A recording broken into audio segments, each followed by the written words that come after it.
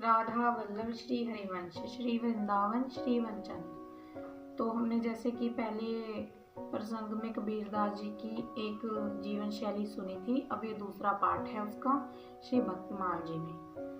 श्री कबीरदास जी जीवन निर्वाह के लिए बांसे का कपड़ा बुनते थे, किंतु उनके हृदय में श्री राम जी का नाम रूप मंडराया रहता था। वह कपड़ा उतना ही बुनते थे जितने से परिवार का खर्चा चल जाए।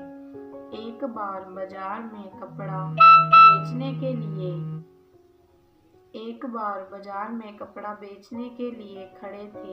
एक दिन एक साधु उनके पास आकर बोला कि मुझे कपड़ा दीजिए, मेरे पास पहनने के लिए कुछ नहीं है। तब आप उसे आधा धान फड़ाकर देने लगे तो उसने कहा, इस आधे धान से मेरा काम नहीं चलेगा।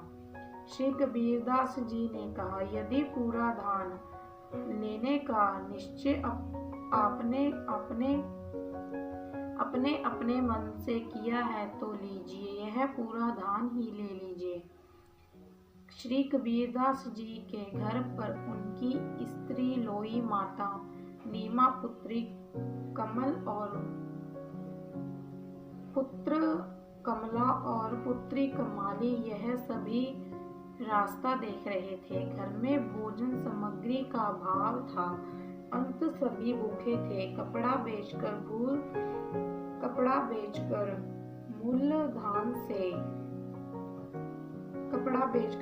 धान से सूत और सुनाफे सामान खरीद कर आता था, उसी से निर्वाह होता था। दूसरे दिन के लिए कुछ बचता ही नहीं था। कबीरदास जी ने विचार किया कि घर में सभी भूखे होंगे, खाली हाथ चलकर क्या करूँगा।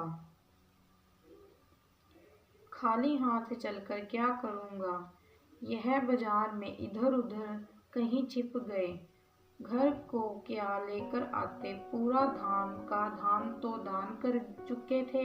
भगवान घट घट वासी हैं। श्री कबीरदास जी के बच्चे भक्ति भाव को जानकर और घर के लोगों को दुखी देखकर व्यापारी केशव बंजारा रूप धारण बैलों के उपहार बहुत सारा आवश्यक सामान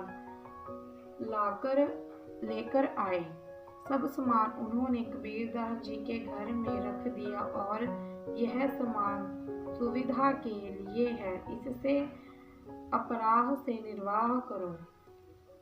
3 दिन बाद ही जब कबीरदास लौटकर घर आए, तब 2-4 आदमी गए और ढूंढकर उन्हें ले आए। घर आकर कबीरदास ने सब बात सुनी कि एक व्यापारी बहुत सा सामान लाकर डाल गया, तो उन्होंने जान लिया कि मेरे कष्टों को देखकर सर्व भगवान को कष्ट हुआ है। तभी उन्होंने सामान पहुंचाने का कष्ट उठाया। विचार कर कि श्री राम रघुवीर ने मुझ पर अन्यत कृपा की, आप परमानंद मार्ग में हो गए। उसी समय भक्ति भाव को भीड़ को बुलाकर श्री कबीरदास जी ने सारा सामान लुटा दिया। ताना बाना कपड़ा बुनना सब अपने आप ने छोड़ दिया। हृदय में आनंद की बाढ़ आ गई। यह सुनकर ब्राह्मणों का धैर्य छूट गया। वह क्रोधित होकर दौड़ते हुए कबीरदास जी के यहाँ आए और बोले, क्यों रे जुलाहे, तूने इतना धान पाया और हम लोगों को नहीं बुलाया।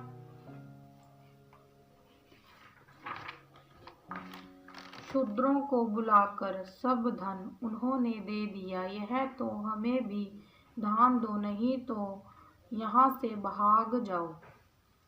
श्री कबीरदास जी ने कहा, अब मेरे घर में तो कुछ भी नहीं है, आप लोग घर में घूम कर देख लीजिए।